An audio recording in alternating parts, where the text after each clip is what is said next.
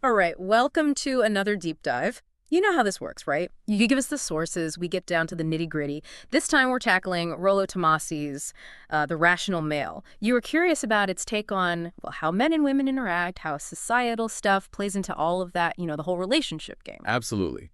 Right off the bat, the book throws down this huge challenge. There is no one. It's like, Yeah. whoa, hold up. What of the whole soulmate thing, the perfect match, destiny, all that jazz? It's taking aim at that whole romantic ideal that's so ingrained, right? Think about it. Fairy tales, rom-coms, we're bombarded with this idea of a single perfect match, which, let's face it, sets the bar pretty high, maybe unrealistically high. And when real life doesn't quite match up to the fantasy, well, that's where the trouble can start. Yeah, I mean, who hasn't fallen for that, right? And the book argues that clinging to this soulmate myth, it can really mess things up.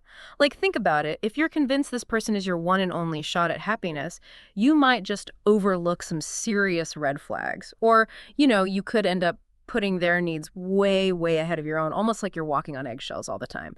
Not exactly a recipe for a healthy It's relationship. like going all in on a bad hand, yeah. Yeah. But here's the thing, and the book really drives this point home. Letting go of the 1E idea, it's not about being cynical or giving up on love. In fact, it can be incredibly liberating. Imagine, instead of this desperate hunt for your soulmate, you're open to connecting with people based on real attraction, mutual respect, seeing each other as you truly are, flaws and all. That's what builds a solid foundation. And that takes us to another big idea. The cardinal rule of relationships, as the book puts it. It's pretty straightforward. The person who needs the other less, they hold the power. And this is where that whole Oneitis thing really throws a wrench in the works. When you've got that intense fixation on one person, you've basically handed over all your power. Exactly. Which begs the question, what does power even mean in this context? We're not talking about, the CEO of the corner office.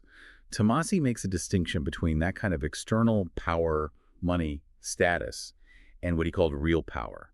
And this real power is all about how much control you have over your own life, your choices, your well-being. You're calling the shots. And this is where things get really interesting, right? Because the book argues that when we let those negative thoughts take over, the self-doubt, the insecurities, that's when we actually give up our real power. It's like we're handing the steering wheel over to our anxieties. It's so true. Yeah. And that's crucial to understanding the book's take on the whole alpha concept. Mhm. Because it's not about being the loudest guy in the room or having all the money or any of that superficial stuff. It goes deeper than that. Speaking of alpha, the book dives deep into this, and it's way more nuanced than just some macho stereotype. It explores the origins of the idea and introduces this concept of the contextual alpha. Someone who might display those alpha traits in certain situations, but not necessarily all the time. It's not like a permanent personality switch you flip on and off. And that's where it connects with what Rushdie talks about in The Myth of the Natural. Rush argues that what we often perceive as, this natural, effortless alpha behavior, it's often the result of trial and error. It's learned. You succeed, you fail, you adjust. It's not some magical quality you're born with. It's like that classic Mozart analogy, right? Mozart's musical genius. Sure, there was probably some natural talent there, but it was honed through years and years of intense practice, starting from a really young age. His dad was a musician too, right? Right. So there was that whole environment of learning and encouragement. It wasn't just in his genes, it was cultivated. Exactly. And that's where this whole concept of the learned alpha comes in. The book suggests that everyone has some degree of game, whether they've consciously developed it or just absorbed it through life experiences. It's about picking up on social cues, understanding how to interact effectively in different situations. It's a skill, in a way. But this learned alpha can sometimes clash with societal perceptions, right? The book gives this example of James Hooker. He's seen as an authority figure, an alpha, in his classroom. Yeah. But take him out of that context, and people might view him totally differently, even negatively. It highlights that alpha isn't some universal label that applies everywhere. It shows us the context really matters. What might be seen as confident and assertive in one setting could come across as aggressive or even off-putting in another. It's all about reading the room, so to speak. All right, let's shift gears a bit and talk about plate theory. The book sets this up by discussing abundance and scarcity. What's the main idea here? Okay, so at its core, plate theory is about a man choosing not to be exclusive with the women he's dating.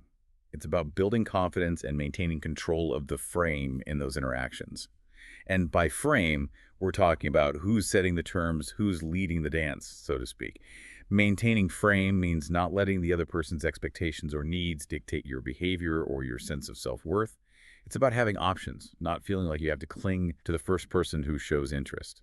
And the book explains that this non-exclusivity thing, it's kind of meant to counter this dynamic where women often decide on intimacy based on certain conditions being met, right? So by keeping his options open and being upfront about it, the theory suggests a man can actually increase his perceived value. Interesting, right? What's fascinating is that the book observes that women often practice a form of plate theory naturally. Being a little flirty, keeping a few potential partners in mind. It's not presented as a bad thing, just an observation about some fundamental differences in how men and women approach those early stages of dating. But it's important to emphasize, and the book does this too, that plate theory isn't about racking up as many conquests as possible. It's about building confidence, learning about yourself and how you relate to others. It's a process of self-discovery, not a competition. Exactly. And the book even proposes that monogamy, if it happens, should ideally be a result of this process. It should be a conscious choice made from a place of security and understanding, not a knee-jerk reaction to societal pressure or a fear of being alone. The excerpts also briefly touch on female plate theory. It acknowledges that women tend to prioritize security and that attention is a valuable currency in their social world. So, while the outward behaviors might look different, the underlying idea of managing options, it exists for both genders, just in different ways. And it all comes back to abundance thinking. When you truly believe you have options, whether it's in dating or any other area of life, you're less likely to settle for less than you deserve. And you're better equipped to make smart choices about who you let into your life. The book also makes a clear distinction between plate theory and goal state monogamy, right? You can't really be actively spinning plates, so to speak, if you're already in a committed monogamous relationship. The first is about exploration and self-development. The second is a deliberate choice that ideally comes later. Right. It's about recognizing the different stages in the journey towards a healthy, fulfilling relationship and not skipping steps just because of societal expectations or, that fear of ending up alone. Now let's talk about being plugged in. The book describes the AFC, the average frustrated chump, as someone who's still operating under, well, let's call it societal conditioning, often rooted in a feminine perspective. What are some of the telltale signs of this AFC archetype? Okay, so the book lays out a few key characteristics. Often, an ASC is stuck in that Oneida trap, laser-focused on one woman to the exclusion of all others. They might also rely on rejection buffers, spending months, even years, in the friend zone, hoping that eventually things will magically change. This friendship becomes a way to avoid the sting of outright rejection. Then there's the identification myth, believing that the more they can mirror their dream girl's interests and personality, the better their chances. And of course, there's the classic not like other guys approach, trying to win her over by rigidly conforming to what they perceive as feminine ideals. And the book really emphasizes this.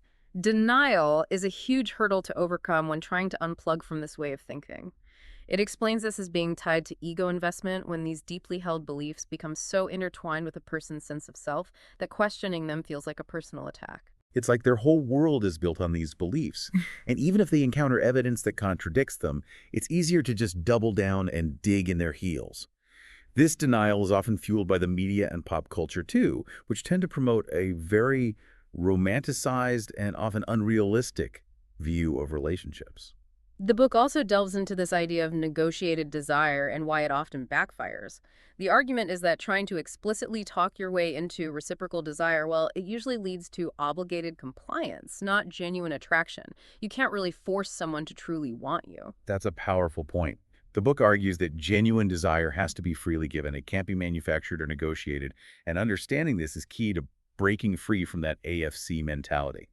Then there's the sniper mentality, where a guy puts all his eggs in one basket, fixated on one woman, waiting for the perfect moment to make his move. And it often ends in that dreaded LJBF zone. Let's just be friends. Why does this happen? Well, the book suggests that the sniper mentality often skips those crucial steps in building attraction and sexual tension.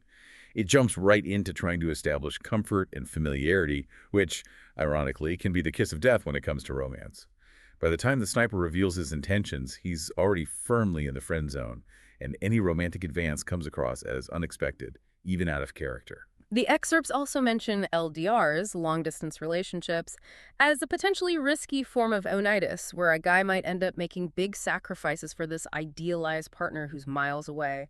This can even lead to what the book calls invisible friends, where the LDR partner's imagined reactions start influencing everyday decisions. The point is that these LDRs often involve falling for an idealized version of a person, not the reality of a day-to-day relationship.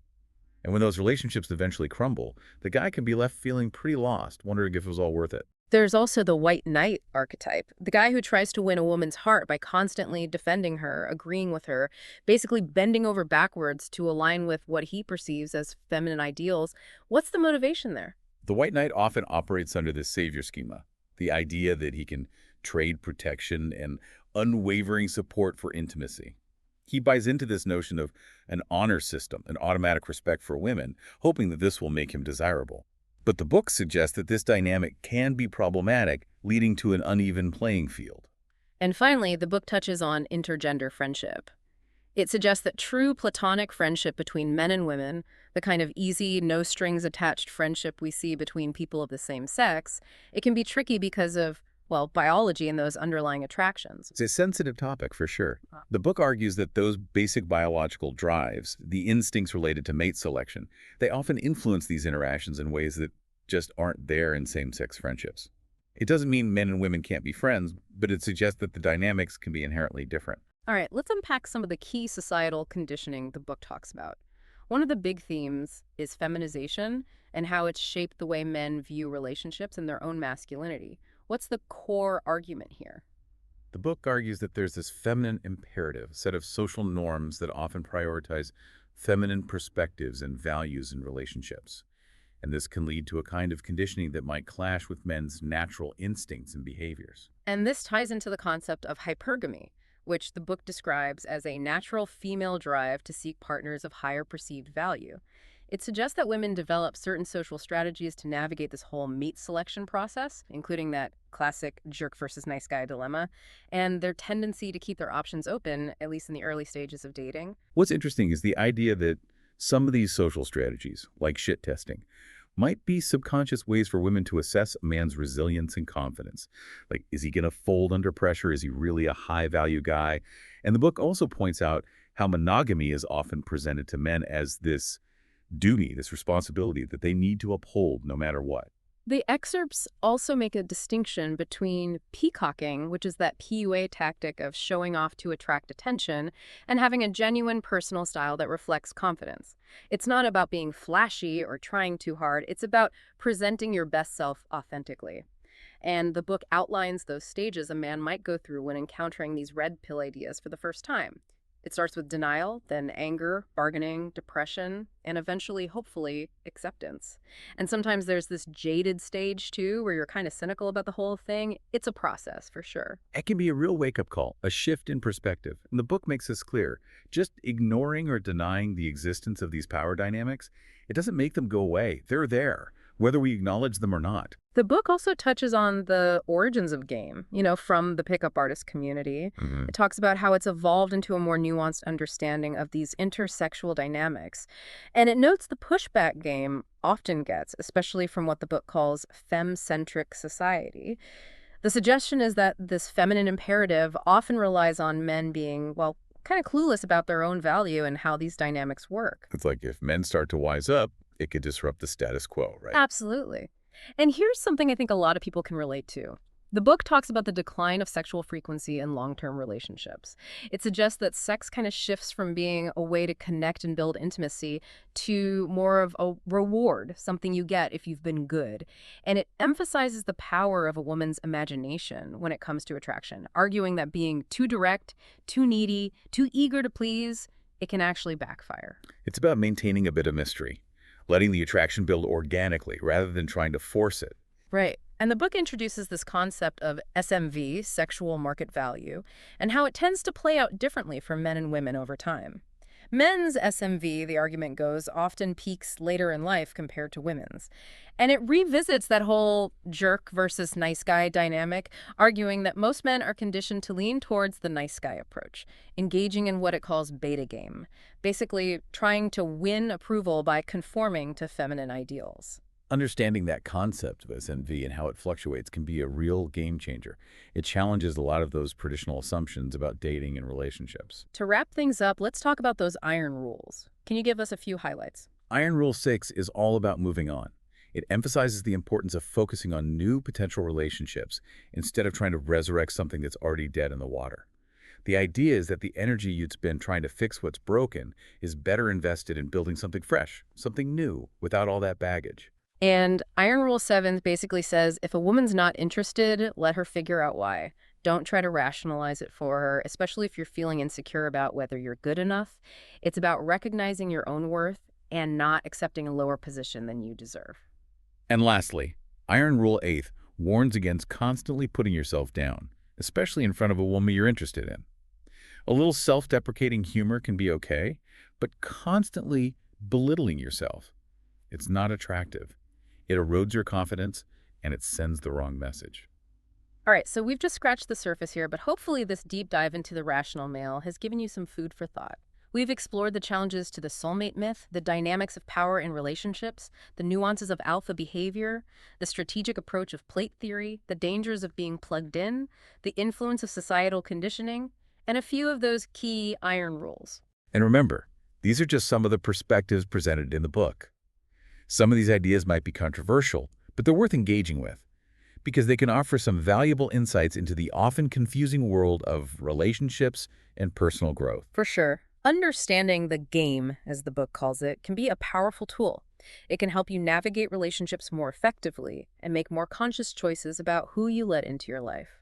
So here's something to think about as we wrap up. Which of these concepts really resonated with you? And how might a deeper understanding of these dynamics change how you approach your relationships moving forward? That's all for this deep dive, folks. Until next time, stay curious, keep exploring, and remember, you're in control of your own journey.